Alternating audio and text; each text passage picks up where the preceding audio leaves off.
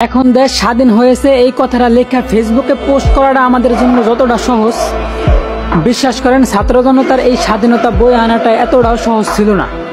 পুলিশের গুলির আওয়াজে দরজা বন্ধ করে ঘরের মধ্যে বসে থাকাটা আমাদের জন্য যতটা সহজ ছিল, বিশ্বাস করেন রাজপথে থাইকা নিজের অধিকারের দাবিতে জীবন দেওয়াটা ছাত্র ভাইদের জন্য এতটাও সহজ ছিল না।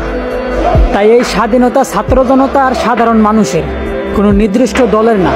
তাই ভুল করেও এই বিজয়টারে কোনো দলের নাম দিয়া পুরনো দিনের প্রতিশোধের আগুন দিয়া এই দেশের সার্বভৌমত্ব নষ্ট করবেন না। আরে ভাই, আমরা দেশের মানুষ একটু শান্তিতে বাঁচতে চাই, কোনো দল বা নোংরা রাজনীতির শিকার হইতে চাই না। আর তাই আমাদের চাওয়া এই দেশটারে শাসন করুক কোনো যোগ্য বীর পুরুষ, কোনো নারী অথবা কাপুরুষ না।